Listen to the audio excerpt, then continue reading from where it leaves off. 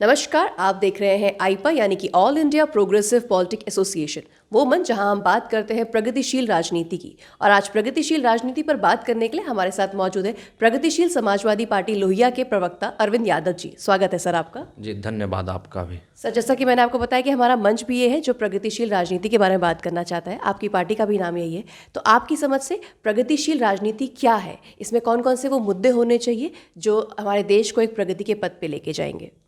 देखिए, मुझे लगता है कि देश में जो भी ज्वलंत मुद्दे हों वो मुद्दे होने चाहिए। आज सबसे बड़ा ज्वलंत मुद्दा क्या है? बेरोजगारी देश के लिए। दूसरा, भ्रष्टाचार। आप इसी तरीके से देखिए, तीसरी, महिलाओं की सुरक्षा, किसानों की जो लड़ाइयाँ हैं, जो किसानों का प्रोटेस्ट है, तो ये सब ज्वलंत मुद्दे हैं।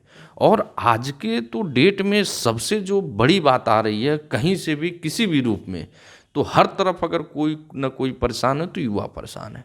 वो चूँकि अपने आप को इतना बेरोजगार महसूस हो रहा है, उसको लग रहा है कि रोजगार है ही नहीं कहीं।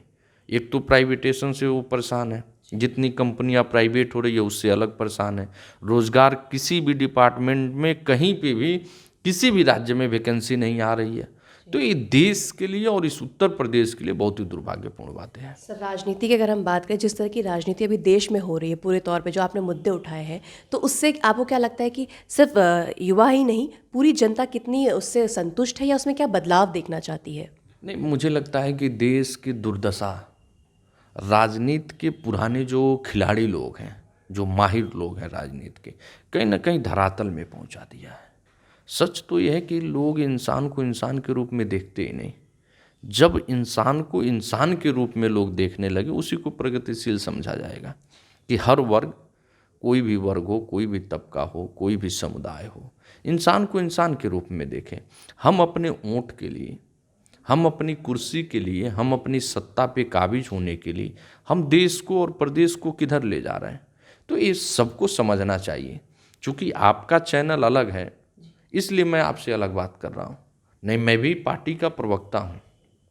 कुर्सी पाने के लिए और सत्ता काबिज करने के लिए तो दूसरी बातें होती है, फिर हम भी वैसे बातें करना मजबूरी है हमारी, क्योंकि सब तो देश और प्रदेश में वही लोग हैं। तो सर, आपको क्या लगता है कि क्या ये जनता का दोष है कि उनके ये मुद्दे, इसलिए आप पार्टियों को भी इसी ओर मुड़ना पड़ता है, या फिर राजनीतिक पार्टियां जो उन्हें भटका देती हैं? नहीं, राजनीतिक पार्टियां भटका देती हैं। अच्छा, उन बेचारों की क्या गलती है जो गांव में बासी खाना खा करके, बोरिया बिछा करके बैठ के प्राइमरी स्कूल में पढ़ने जाते हैं, शुद्ध उनको पेन कापी नहीं मुहैया हो पाती है, उनकी क्या गलती है? अच्छा, मैं कहता हूँ कि प्राइमरी विद्यालय में कोई बच्चा पढ़ रहा हो गांव में, तो उसको हम सीएमएस, एलपीएस या लामार्टिनियर से तो कंपेयर कर नहीं सकते, राजधानी के स्कूलों से नहीं कंपेयर कर सकते। तो सबसे बड़ी समस्या क्या है कि आज गांव बनाम शहर में इतना डिफरेंट होता जा रहा है, गरीबी बनाम अमीरी में इतनी डिफरेंट होती जा रही है, इतनी खाई पड़ती जा रही है कि मुझे नहीं लगता कि इस देश में अब कभी समानता आ पाएगी। जैसे आपने सर विद्यालयों की बात की, तो शिक्षा के स्तर की अगर हम बात करें देश में या प्रदेश में, तो आपको क्या लगता है कि क्या हालात हैं अभी और उसमें सुधार कैसे किया जा सकता है? देखिए, एजुकेशन के मामले में केवल जो प्राइवेट संस्थाएं हैं, जिनकी कई ब्रांचेज हैं, उन्हीं की केवल एजुकेशन ठीक ठाक है। गवर्नमेंट, कोई भी गवर्नमेंट, पहले भी गवर्नमेंट रही है, अब भी है, आगे भी आएगी, तो मुझे नहीं लगता कि प्रोग्रेसिव कोई काम हो। अगर आप दूसरे देशों की तुलना करें तो उसमें देखिए क्या स्थिति होती है। वो लोग प्रैक्टिकली समझाते हैं, बच्चों को ओबलाइज करके पढ़ाते हैं, टीचर की पूरी ट्रेनिंग होती है, पूरी तरीके से क्लास मॉडिफाई क्लास होता है, हाईटेक क्लास होता है। यहाँ क्या है? यहाँ तो हम अभी भी उसी बुरिया बिस्तर पे पढ़ रहे हैं। सर, सरकार तो बोलती है कि डिजिटाइजेशन हो गया है, क्लासेस हमने स्मार्ट क्लासेस बना दी गई हैं, तो ये क्या है? ये किस तरह की राजनीति? बोला तो जाता है हर बार। केवल अगर एक टेलीविज़न लगा करके या एक प्रोजेक्टर लगा देने से डिजिटल क्लास हो जाए या स्मार्ट क्लास हो जाए, तो मुझे लगता है कि ये पूरी की पूरी तरीके से बेवकूफ़ बनाई जा रही है। आप विदेशों की अगर कंपेयर कीजिए, तुलना कीजिए, उसके देखिए कि कैसे क्या होता है, तब पता चलेगा। ऐसे नहीं होता है जो कि आप केवल एक स्मार्ट टीवी लगा दे, स्मार्ट वैसे कर दे और कोई ये हो जाए। सच ये है कि स्मार्ट क्लास बनाने के लिए टीचरों को ट्रेनिंग ज़रूरी है और बाहरी देशों से लोगों को देख के आने चाहिए। जो भी एजुकेशन मिनिस्टर हो उसको देख के आना चाहिए कि कैसे क्लास बनाए जाते हैं। सर, हम चिकित्सा व्यवस्था की बात करें तो आपको क्या लगता है कि कोरोना की हमने 2 लहर देख ली है, अब तीसरी लहर भी आ चुकी है, उसके लिए कितना तैयार है हमारे यहाँ की चिकित्सा व्यवस्था, आपको क्या लगता है? कुछ नहीं। और मुझे लगता है कि मैं एक सरकार को क्यों दोषी मानूं। जब निरंतर सरकारें बदलती रही है तो दोषी तो सब लोग हैं। हाँ, ये सरकार ज़्यादा दोषी है, इस सरकार में कोरोना आया है तो कोरोना के रूप में तैयारियां होनी चाहिए। हम पैसे कहाँ लगाते हैं? हम पैसे लगाते हैं मंदिर मस्जिद के लिए। हमें कहाँ बहका दिया जाता है? हमें बहका दिया जाता है मंदिर मस्जिद के नाम पे, हमें बहका दिया जाता है धर्म के नाम पे, हमें बहका दिया जाता है जात के नाम पे। तो ये जाति, वर्ण, वर्ग, समुदाय और धर्म के नाम पे जब तक हम बहकते रहेंगे तब तक मेरा हश्र यही रहेगा।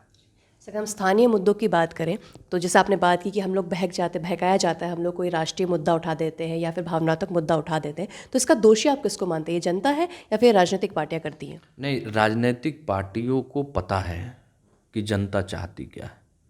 आप अगर मैं एक चीज़ छोटा सा उदाहरण दूँ किसी सब्सिडी के लिए, गरीब व्यक्ति अगर एक दिन काम करे तो उसको 3 दिन लाइन में लग के और 200-300 की सब्सिडी लेने की ज़रूरत नहीं है। लेकिन समस्या क्या है? हमको बहका दिया जाता है, हम मुफ्त की खाने में लगे हुए हैं। तो सबसे तो बड़ा देश का संकट यह है। और मुफ्त में खाने की आदत इसलिए पड़ गई है क्योंकि हमारे पास एजुकेशन नहीं है, समझ नहीं है, समझदारी नहीं है। जो लोग समझ गए हैं वो लोग बहुत दूर चले गए हैं इससे। मैं कह तो रहा हूँ कि आप राजधानी की देख लीजिए, शहरों की देख लीजिए और गाँव में चले जाइए, बहुत ज़्यादा ज़मीन आसमान का अंतर है। मुझे लगता है कि दिन प्रतिदिन अब अगली जो लड़ाई होगी वो गांव बनाम शहर की लड़ाई होगी, अमीर बनाम गरीब की लड़ाई होगी। हालांकि अमीर बनाम गरीब की लड़ाई बहुत पहले से चली आ रही और मुझे नहीं लगता कि जिस तरीके से नीतियां हैं शिक्षा को लेके, चिकित्सा को लेके, बेरोजगारी को लेके, मुझे नहीं लगता कि कहीं पे भी समानता आ पाई इस देश में। सर, अगर हम राजनीति में युवाओं की भागीदारी की बात करें तो इसको आप कैसे देखते हैं? क्या युवाओं को हमें आगे बढ़ाने की और ज़रूरत है? युवाओं को राजनीति में और आने की ज़रूरत है? देखिए, अगर मैं तो कहता हूँ कि राजनीति में आना चाहिए लेकिन पढ़े लिखे के बाद। पहला, अपने देश की एक कल्चर बन गई है कि हम पढ़ते ही केवल नौकरी के लिए हैं। सबसे बड़ी तो संकट ये है, जब हम पढ़ाई अपनी बौद्धिक क्षमता बढ़ाने के लिए करते हैं तब सारे स्पेस खुले होते हैं। जब केवल और केवल हम नौकरी के लिए पढ़ रहे हैं तो हमारी नौकरी में ये रहती है कि हमें पढ़ के और नौकरी ले लेना है। कोई यूपीएससी की तैयारी कर रहा है, कोई इंजीनियर बन रहा है, कोई डॉक्टर बन रहा है। हाँ, जब हम पढ़ाई बौद्धिकता के लिए करेंगे, ज्ञान के लिए करेंगे, तब जाके इस देश का विकास हो पाएगा। सर, जाते जाते बस मैं एक सवाल करना चाहूँगी कि आपको क्या लगता है कि आप हमारी जनता को इस मंच से क्या समझाना चाहेंगे कि किस तरह से वो प्रगतिशील मुद्दों को लेके आए और वो कौन से मुद्दे होने चाहिए जिन पर उन्हें ध्यान देना चाहिए और अपने वोट का सही इस्तेमाल करना चाहिए? देखिए, जनता को आपके चैनल के माध्यम से मैं यही आग्रह करूँगा, वोट देते समय सावधानी पूर्वक पहले सोच ले, समझ ले किसे हमें चुनना है, किससे हमें फ़ायदा है, कौन बातें अच्छी करता है, काम भी अच्छा करता है। एक गीता का श्लोक सुना दूँ आपको। कहा गया है कि यथा चितम तथा वाचो, यथा वाचस्तथा चिते क्रियायान साधुना में रूपता। यानी कि अच्छा इंसान वही है जिसके मन, वचन और कर्म में एक रूपता हो, यानी कि समान हो। जो उसके मन में हो वही वो बोलता हो, जो बोलता हो वही वो करता हो। तो ऐसे लोगों को चुनने की ज़रूरत है। धन्यवाद सर। ये थे अरविंद यादव जी, प्रगतिशील समाजवादी पार्टी के प्रवक्ता। हमारे चैनल से जुड़े रहने के लिए इसे लाइक, शेयर और सब्सक्राइब करना ना भूलें। धन्यवाद।